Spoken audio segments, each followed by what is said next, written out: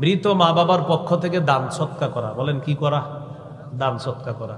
সহিহ বুখারীর বর্ণনা 1388 নম্বর হাদিসের বর্ণনা। এই হাদিসের মধ্যে আছে আন আয়েশা সিদ্দিকাহ রাদিয়াল্লাহু তাআলা আনহা قالت قال رجل يا رسول الله ان امي اقتتلت نفسها ইয়া রাসূলুল্লাহ, আমার আম্মা হঠাৎ মারা গেছে, আমার আম্মা মারা গিয়েছে, আমার বিশ্বাস লাউ তাকাল্লামাত লা তাসাদ্দাকাত, আম্মা যদি জীবিত থাকতো, কথা বলতে পারতেন, তো আম্মা কিছু দান সদকা করতো বলে আমার মনে হয়।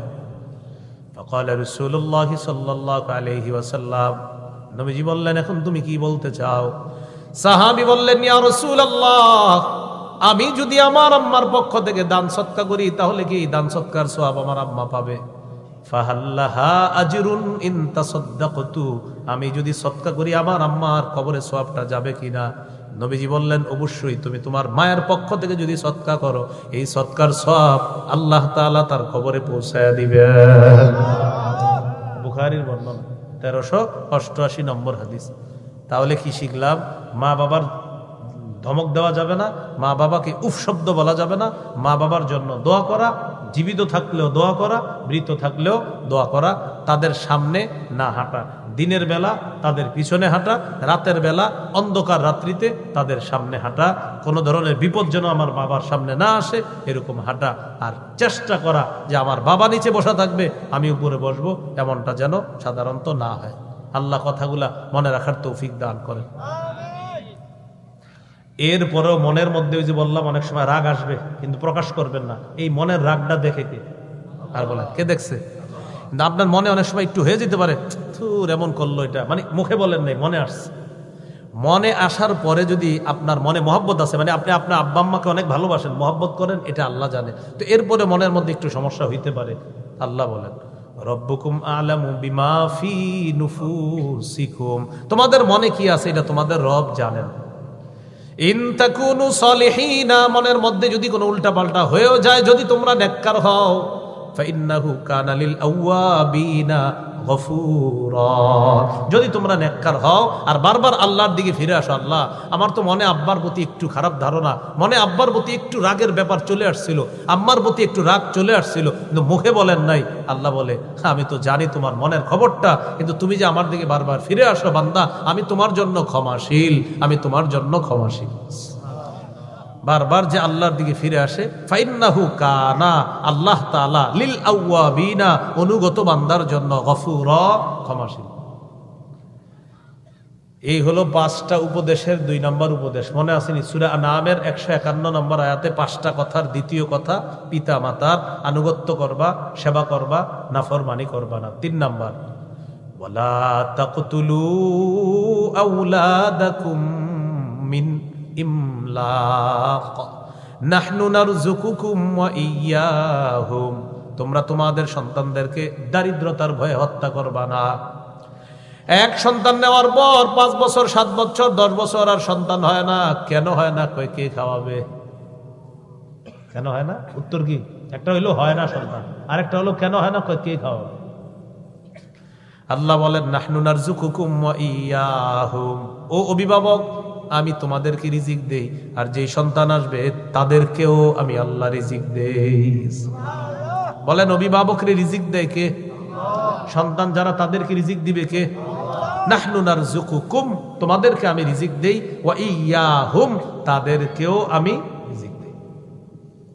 সহিহ বুখারীর বর্ণনা 6861 নম্বর হাদিসের বর্ণনা। এই হাদিসের মধ্যে আছে عن عبد الله بن مسعود رضي الله تعالى عنه قال قال رجل يا رسول الله أي الذنب أكبر عند الله ইয়া রাসূলুল্লাহ, আপনার কাছে জানতে চাই আল্লাহর কাছে সবচেয়ে বড় পাপ কোনটি? এই হাদিসের মধ্যে 3টা পাপের কথা আল্লাহ নবী বলবেন। বলেন কয়টা?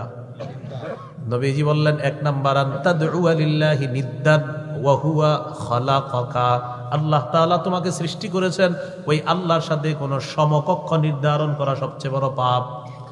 ক্বালা সুম্মা আইয়ুন ইয়া রাসূলুল্লাহ, হুজুর এরপর সবচেয়ে বড় পাপ কোনটি? আল্লাহ নবী বললেন আনতাকতুলা ওয়ালাদাকা মাখাফাতা আইয়াতআমা মাআক, তুমি তোমার সন্তান হত্যা করা, এই ভয়ে তোমার সন্তান তোমার খাদ্যে অংশগ্রহণ করবে, এই ভয়ে সন্তান হত্যা করা।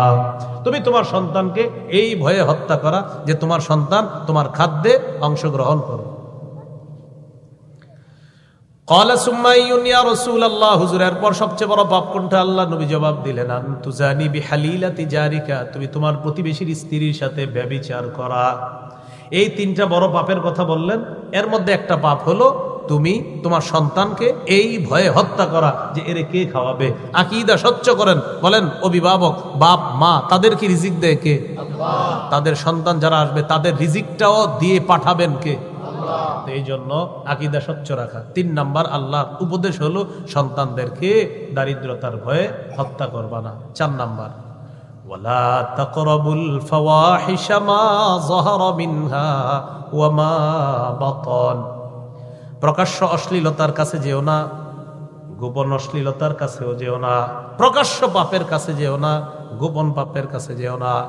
চা দোকানের সামনে টেলিভিশন চলতেছে, এখন তো টেলিভিশন ছাড়া চা দোকান চলে না, না হবে না। আচ্ছা, টেলিভিশন চালানোর পর এটাতে সিনেমা চলে অশ্লীল, একসাথে ছোট বড় সবাই মিলেমিশে এটা দেখতেছে, এটা প্রকাশ্য অশ্লীলতা। টেলিভিশনের মধ্যে খেলা চলতেছে আর যুবকরা আপনার জুয়া খেলে এইভাবে। বলার কি ভালো না খারাপ? ভালো বলার, তাহলে এই ওভারে 5-এর বেশি হবে না, 6-এর বেশি হবে না। খারাপ বলার 10-এর বেশি হবে না। বলে বলে জুয়া খেলে, ওভারে জুয়া খেলে, এটা প্রকাশ্য পাপ। বলেন কি পাপ? ঠিকের আওয়াজ এত কামানি হয় এগুলা, এগুলা হলো প্রকাশ্য পাপ। আল্লাহ হেফাজত করেন। সূরা মাইদার 90-91 নম্বর আয়াতে আল্লাহ বলেন, ইয়া আইয়ুহাল্লাযীনা আমানু ইন্নামাল খামরু ওয়াল মাইসিরু ওয়াল আনসাব ওয়াল আজলামু রিজসুম মিন আমালিশ শাইতান। আল্লাহ তাআলা বলেন, হে ঈমানদারগণ, ইন্নামাল খামরু, নিশ্চয়ই মদ, ওয়াল মাইসিরু, জুয়া, ওয়াল আনসাবু, মূর্তি, ওয়াল আজলাম, ভাগ্য নির্ণয়ক কোন যন্ত্র, স্বর ইত্যাদি, টিয়া পাখি, ময়না পাখি, সাপ ইত্যাদি দিয়ে ভাগ্য গণনা করা, হাতের রেখা দেখে ভাগ্য গণনা করা। রেখা দেখার পর তো সাধারণত দেখবেন, আপনারটা হলেন তো এই দেখেন আপনার হাতে একটু মনে হইতেছে বেশি, আমারটা তো একটু কম, হ্যাঁ এরকম হইতে পারে। তো এখন দেখে এরকম করে আপনার এত বেশি গা। তো অনেক সময় দেখবেন যারা দেশ গ্রামে কাজ করে না, হ্যাঁ একদম আপনি হিসাব করে কুল পাবেন, এত বেশি দাগ থাকে। তখন বলে আপনার তো কিছু ঝামেলা আছে হালকা, 3004 টাকা লাগবে না সমাধানে। আজীব টাইপের একটা অ্যামাউন্ট বলবে, 3004 বা 3001। তখন হ্যাঁ মনে করে হইতেও পারে, না হলে 3001 কই বোকা, 2 কই বোকা, এরকম আপনার আজীব একটা টাইপের কাজ করে। রাসূলুল্লাহ সাল্লাল্লাহু আলাইহি সাল্লাম বলেন, মান আতা আররাফান আও কাহিনান, কেউ যদি গণকের কাছে যায় আর গণককে এরকম হাত দেখায়, ফাসাদ্দাকাহু বিমা ইয়াকুল, আর গণকের কথা যদি বিশ্বাস করে, কেউ যদি গণকের কাছে যায় আর গণক যা বলে এটা যদি সে বিশ্বাস করে, ফাকাদ কাফারা বিমা উনজিলা আলা মুহাম্মাদিন সাল্লাল্লাহু আলাইহি ওয়াসাল্লাম, আল্লাহর নবীর উপর যা নাজিল করা হয়েছে সে সব অস্বীকার করলো, গোটা শরীয়তটাকে সে অস্বীকার করলো। তাহলে গণকের কথা বিশ্বাস করা যাবে না। বিভিন্ন রাস্তায় দেখবেন লেখা থাকবে, ভারত থেকে 5 বার পুরস্কার প্রাপ্ত বা এতবার পুরস্কার প্রাপ্ত অমুক, এই তো এখানে আসেন, আয়সা গণনা করে। আল্লাহ আমাদেরকে হেফাজত করেন। তো এই জাতীয় কাজ এগুলো আপনারা বিশ্বাস করবেন না। এই জন্য পেপারের রাশিফল পড়বেন না। কি ফল? হ্যাঁ পেপারে দেয়, এটা পড়বেন। এটা এবার কি আপনার জন্ম মঙ্গলবারে, সোমবারে। তো দেখবেন যেগুলা কয় এটি সাধারণত মানুষের, যেমন আমি আপনার যদি বলি আর কি, এরকম আপনার মনে হয় কিছু খারাপ বন্ধু আছে, কিছু ভালো বন্ধু আছে। আচ্ছা, খারাপ বন্ধু ভালো বন্ধু কার নাই বলেন? হ্যাঁ, তো এটা বলি আর কি, আপনার মনে হয় খারাপ কিছু বন্ধুও আছে। হ্যাঁ ঠিকই কইছেন, আমার 2-3টা খারাপ বন্ধু। আরে খারাপ ভালো তো সব এলাকায় আছে। আপনার চলাচল যাদের সাথে করেন মনে হয় কিছু উগ্র টাইপের লোক আছে। আচ্ছা, উগ্র ছেলে মেয়ে নাই কোন এলাকায়? মানে এটা বলার পর ওই ঠিকই তো, উনি কেমনে বললো না, এগুলো আপনি হুদাই মানে ফাও কথা। তাহলে মদ, জুয়া, মূর্তি, ভাগ্য নির্ণয়ক ইত্যাদি আল্লাহ বললেন এগুলা নাপাক। বলেন এগুলা কি? নাপাক। ফাজতানিব মিন আমালি শাইতান, এগুলা শয়তানের কাজ। ফাজতানিবুহু, এগুলা থেকে তোমরা বেঁচে থাকো। লাআল্লাকুম তুফলিহুন, যাতে তোমরা সফলকাম হয়ে যাও। তাহলে এই আয়াত থেকে জানলাম জুয়া নাপাক, তাহলে জুয়া হারাম, এগুলা ভাই করব না। আল্লাহ আমাদেরকে হেফাজত করেন। তো বলছিলাম প্রকাশ্য পাপ, আরেকটা হলো গোপন পাপ। দরজা বন্ধ, জানালা বন্ধ, মা বাবা মনে করতেছে ছেলে অঙ্ক করতেছে, ইংরেজি করতেছে ঘরের ভিতরে, আর আপনার ওই বড় মোবাইল দিয়ে দিছে। এটা কেন? এটা দিয়ে ওই আপনার অ্যাসাইনমেন্ট জমা দিবে আর অনেক কিছু, ঠিক আছে জমা দেয়, সে যে আর কি কি করে কোনো খোঁজ খবর রাখে না। যাই হোক, আমরা আশাবাদী ভালো কাজই করে, কিন্তু যদি খারাপ কাজ করে এটা গোপন পাপ, এটা গোপন অশ্লীলতা। সহিহ বুখারীর বর্ণনা 6612 নম্বর হাদিসে আল্লাহ রাসূল বলেন, قال رسول الله صلى الله عليه وسلم إن الله كتب على ابن آدم حظه من الزنا أدرك ذلك لا محالة। নিশ্চয় আল্লাহ তাআলা আদম সন্তানের উপর জিনার পরীক্ষা অবধারিত করে দিয়েছেন। এই পরীক্ষায় কেউ পাশ করবে, কেউ ফেল করবে। ফাজিনাল আইনি আন-নাজরু, চোখের জিনা হলো দেখা। ওয়াজিনাল লিসান আল মানতিক, মুখের জিনা হলো কথা বলা। চোখের জিনা দেখা, মুখের জিনা হলো কথা বলা। ওয়া নাফসুহু তামান্না ওয়া তাশতাহি, অন্তরের জিনা হলো কল্পনা করা। মোবাইলে ফোন আসছে, অপরিচিত একটা কণ্ঠের, নারী কণ্ঠের ফোন আসছে আপনার মোবাইলে, কল্পনা শুরু হয়ে গেছে। ফোনটা কে দিল? কল্পনা। মনের জিনা শুরু হয়ে গেছে। এখন আপনি ফোনে কথা বলা শুরু হয়েছে, জবানের জিনা শুরু হয়ে গেছে, কানের জিনা শুরু হয়ে গেছে।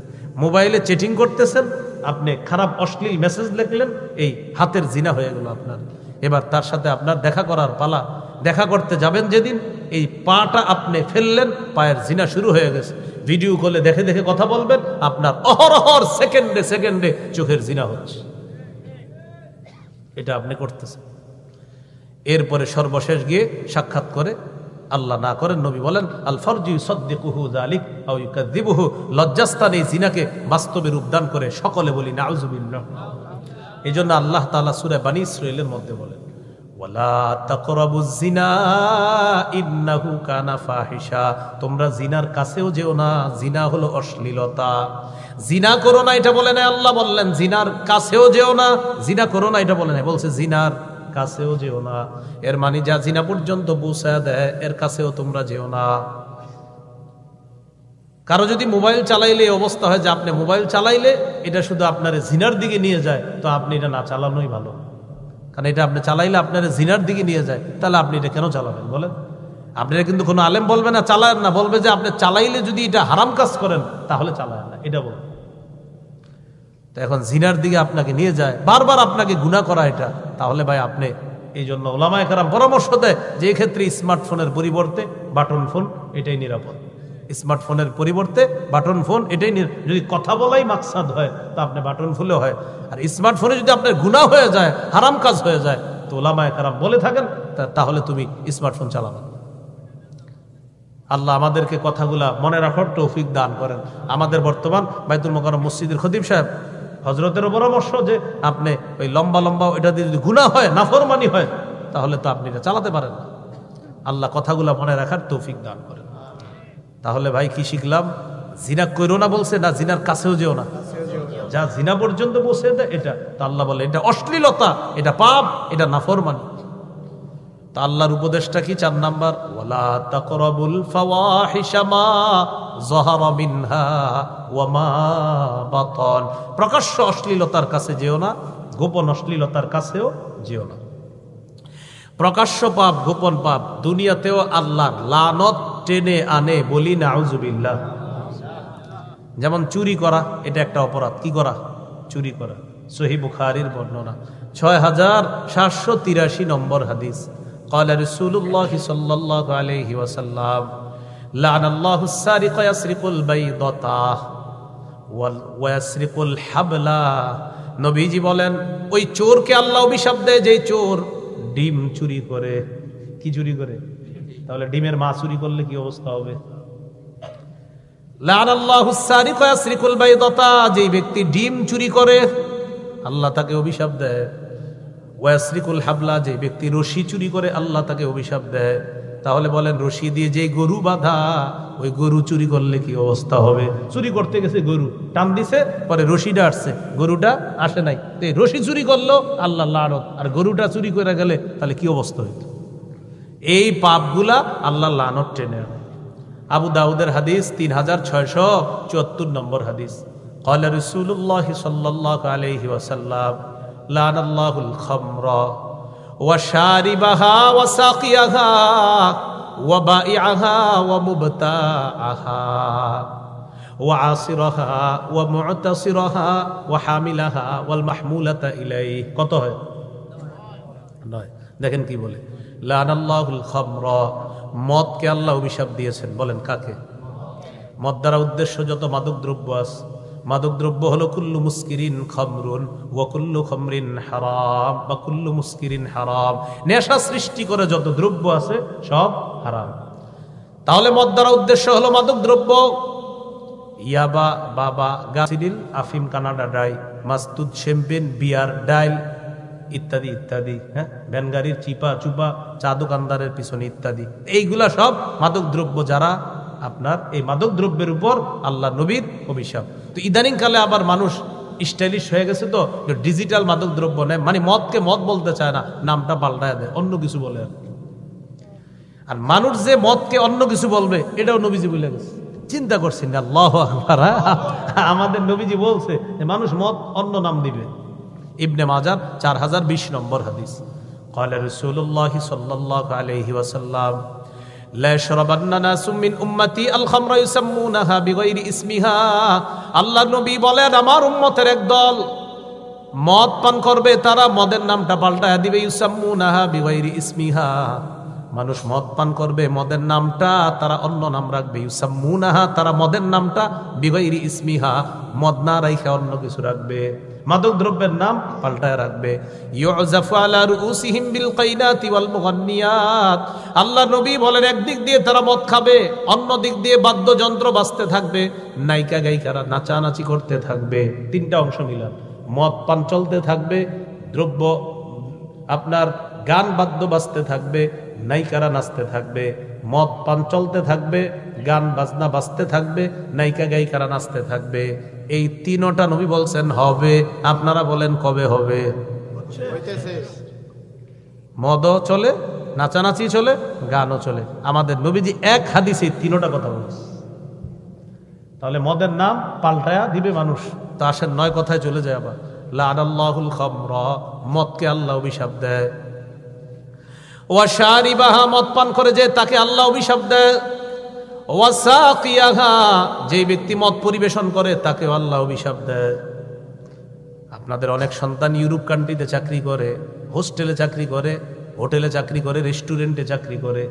ওই রেস্টুরেন্টের মধ্যে সাবধান বলে দিবেন, হালাল অংশটা সাপ্লাই করবা, মদ কিন্তু কাউরে ঢাইলা দিও না। মদ পরিবেশন যে করে তার উপর আল্লাহর অভিশাপ। 4 নাম্বার ওয়া ইয়াহা, মদ যে বিক্রি করে তার উপর আল্লাহর অভিশাপ। 5 নাম্বার ওয়া মুবতাহা, যে ক্রয় করে তার উপর আল্লাহর অভিশাপ। 6 নাম্বার ওয়া আসিরাহা, মদ যে উৎপাদন করে তার উপর আল্লাহর অভিশাপ। 7 নাম্বার ওয়া মুতাসিরাহা, মদ যে পরিশোধন করে তার উপর আল্লাহর অভিশাপ। এটাকে পরিশোধন করার পর নাম দেয় বাংলা মদ ইত্যাদি নাম দেয়। হ্যাঁ। 8 নাম্বার ওয়া হামিলাহা, মদ যে বহন করে তার উপর আল্লাহর অভিশাপ। আপনি গাড়ি চালান, আপনি জেনে শুনে যদি মাদক দ্রব্য বহন করেন আপনার উপরও আল্লাহর অভিশাপ। তাহলে গাড়ি যারা চালায় জেনে শুনে কিন্তু মাদক দ্রব্য গ্রহণ করবেন না। হ্যাঁ, কেউ যদি আপনার অজান্তে করে সেটা ভিন্ন বিষয়, কিন্তু আপনি জেনে শুনে যদি মাদক দ্রব্য এটা বহন করেন তো আপনার উপরও কিন্তু আল্লাহর অভিশাপ পড়বে। আল্লাহ আমাদেরকে হেফাজত করেন। 9 নাম্বার ওয়াল মাহমুলাতা ইলাই, যার কাছে বহন করে নিয়ে যাওয়া হয় তার উপরও আল্লাহর অভিশাপ। আল্লাহ আমাদেরকে হেফাজত করেন। এই মাহফিলগুলোতেও মাঝে মাঝে দেখবেন অনেক লোকেরা আসবে বা আসছে, অতীতে আসতো, আইসা বলতো এরকম, ভাই এলাকায় যেন কোনো মাদকদ্রব্য না চলে, মাদকদ্রব্য নিয়ন্ত্রণে এলাকাবাসীর সহযোগিতা চাই, মুরব্বী যারা আছেন আমাদেরকে সহযোগিতা করবেন। মাঠে যারা আছে তারা বলে ঠিক, অবশ্যই আমরা সহযোগিতা করব। খোঁজ নিয়ে দেখা যায় হেই দ্রব্য সাপ্লাই করে, ইনপুট করে, এক্সপোর্ট করে, এরকম অনেক সময় পাওয়া যায়। এই কথা কিন্তু সবাই সবার গায়ে নিয়েন না। এটা যারা নিবেন শুধুমাত্র যারা অপরাধটা করে তারা নিতে হবে। দেখেন এই কথা বলার পর অনেকে বলবে আচ্ছা এটা কারে বললো, আপনারা বলবেন যে করে। তো যদি বলে কে করে, বলবেন সে করে। বলবে সেটাকে, বলবেন সেটা যে। আরে যেটাকে বলবেন যেটাই তো সে। আপনার লাগলো কেন কথাটা সেটা বলেন। আপনি কি মদ বেচেন? যদি বলেন না, তো আপনার লাগলো কেন? আর যদি বলেন হ্যাঁ, তো ওয়াজ তো আপনারই করছে। যদি বলেন মদ আপনি বেচেন, তো ওয়াজটা তো আপনারই করছে। যেমন আমি একটু আগে ওই যে এক জায়গায় বললাম, কি জানি হাদিসটা, ওই যে লানাল্লাহু আওয়া মান আওয়া মুহদিসা, যে ব্যক্তি কোনো বেদাতিকে আশ্রয় দেয়, শুরুতে বলছিলাম মনে হয় এটা, হ্যাঁ। তো বেদাতিকে যে আশ্রয় দেয় তার উপর আল্লাহর অভিশাপ। না আপনি বলতে পারেন কালকে ইমাম সাহেব, হুজুরে বেদাতি কারে বললো? তো হুজুরে ইমাম সাহেবে বলবে যে বেদাত করে। হুজুর যেটা কে? হুজুরে বলবে যেটা সে। আরে সেটা কে? বলবেন সেটাই তো যে। তা আপনি বলে দিবেন যে বেদাত করে সে। তো বলবেন হুজুর বেদাত কে করে? বলবেন যে করে। আপনি করেননি সেটা বলেন। যদি কয় হ্যাঁ, তো ওয়াজ তো আপনারই করছে। আর যদি বলেন না, তো আপনার লাগলো কেন? এই জন্য এরকম অনেক লোক পাবেন, দেখবেন অনেক আলেমরা আলোচনার মধ্যে বলে একটা, কিন্তু এক একজন নিজের গায়ে নিয়ে নেয়, নিয়ে বুঝায় যে আমি ওই জালেম, আমি ওই সুর, আমি ওই উমক। মানে আপনি কেন গায়ে নেন? যেমন গরু চুরির কথা বললাম, এখন এক গরু চুরি এখানে এসে বললো হুজুর এই ওয়াজটা কেন বললো? ভাই আপনি গরু চুরি করেন? হ করি। তো ওয়াজটা আপনারই করছি। আল্লাহ আমাদেরকে কথাগুলা বুঝার তৌফিক। এই জন্য মানুষ তার অপরাধগুলা, মানে যে অপরাধের কথা বললে যে অপরাধটা করে হেল লেগে যায়। যেমন ইমাম সাহেব মসজিদে 12 বছর নামাজ পড়ায়, সুদের ওয়াজ করছে 12 বছর পরে, করার সাথে সাথে মসজিদ থেকে বের হয়ে একজন রাগ হয়ে গেছে, হুজুর আপনি তো এতদিন খুব ভালো ওয়াজ করছেন, আজকে হঠাৎ সুদের আলোচনা কেন? ভাই সুদের আলোচনা মানে আপনি চেতলেন কি লেগে? আমি খাই। এই হলো অবস্থা আপনার। মানে অপরাধ যেটা করে যে সেটা আপনারও নিতে পারে না এই বয়ানটা। তাহলে কি বুঝলাম ভাই?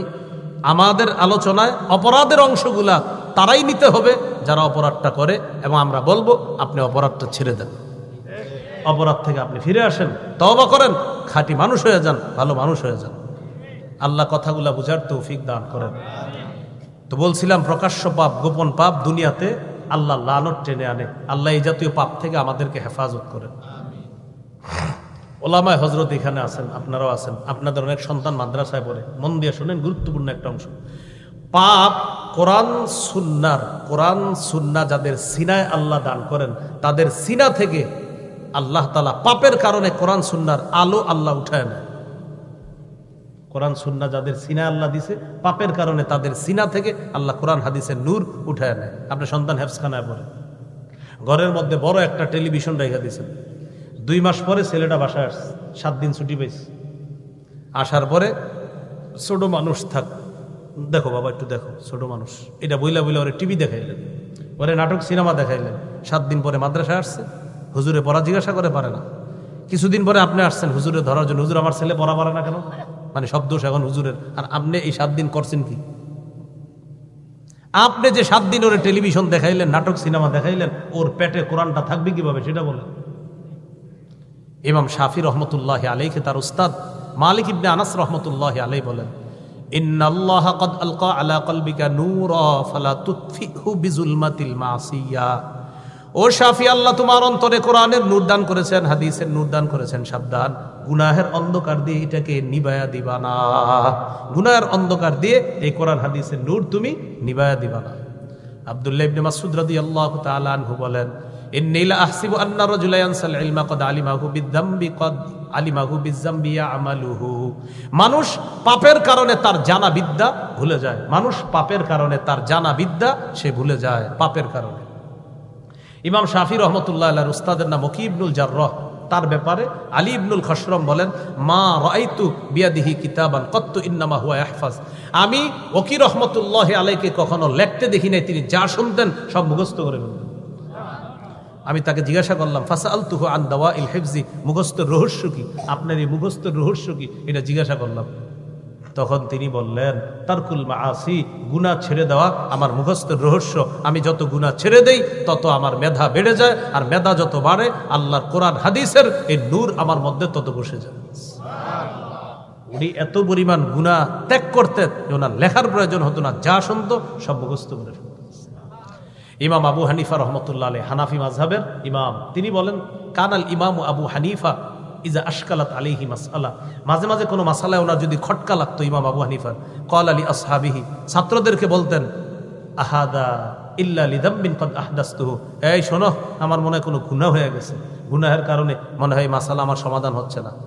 লাখ লাখ মাসালা যিনি সমাধান দিলেন পৃথিবীতে, তিনি বলতেছেন একটা মাসালা খটকা লাগলে বলেন আমার মনে হয় কোনো গুনাহ হয়ে গেছে, এই কারণে এই মাসালা সমাধান হচ্ছে না। একটু পরে তিনি ওয়াকানা আস্তাগফিরু, আস্তাগফিরুল্লাহ পড়তেন, ওয়া রুবামা কামা সাল্লাহ, অথবা নামাজের মধ্যে দাঁড়িয়ে যেতেন, ফাতানকাশিফা লাহুল মাসআলা, তার মাসালা সমাধান হয়ে যেত। মাসালা সমাধান হওয়ার পর ইমাম আবু হানিফা বলতেন, রাজাউতু আন-নিতিবা আলাইয়া, শোনো তোমরা, আমি আশাবাদী, একটু আগে আমার মাসালার সমাধান হয় নাই, আস্তাগফিরুল্লাহ পাঠ করলাম, নামাজ পড়লাম, এখন আমার মাসালার সমাধান হয়ে গেছে, এর মানে আমি আশাবাদী, আমি যে ইস্তেগফার পড়ছি, আমার ইস্তেগফার আমার রব কবুল করে দিয়েছেন। মাসালা সমাধান হয় নাই, এখন হয়ে গেছে, তার মানে আমার রব আমার ইস্তেগফার গ্রহণ করছে, কবুল করছে, তাই মাসালার সমাধান আমি পেয়ে গেছি। চিন্তা করছিনি তারা মাসালা একটা সমাধান পাওয়া না পাওয়াকে কিসের সাথে ইয়া করে, যে আমার মনে কোনো গুনাহ হয়ে গেল কিনা, মানে ইয়াকিনান যে আমার গুনাহ হবে না, মাসালা সমাধান হবে, গুনাহ হবে তো আমার সমস্যা হবে, কি ইয়াকিন। আল্লাহ আমাদেরকে বুঝার তৌফিক দান করেন। সহিহ বুখারীর 5033 নম্বর হাদিসে আছে, রাসূল সাল্লাল্লাহু আলাইহি সাল্লাম বলেন, তাআহাদুল কুরআন, তোমরা কোরআন চর্চা করো, হাফেজ সাহেবরা কোরআন চর্চা করো। ফাওয়াল্লাযী নাফসি বিয়াদিহি লাহু আশাদ্দু তাফাসসিয়াম মিনাল ইবলি ফি উকলিহা, ওটের গলার রশি খুলে দিলে এই বাঁধনহারা ওট যত দ্রুত পালিয়ে যাবে, এর চাইতে দ্রুত কোরআন চর্চা না করলে সিনা থেকে চলে যাবে। ওটের বাঁধন খুলে দিয়েছেন, ওট চলে গেছে, কোরআন চর্চা না করলে এর চেয়ে আরো দ্রুত কোরআন আপনার সিনা থেকে চলে যাবে।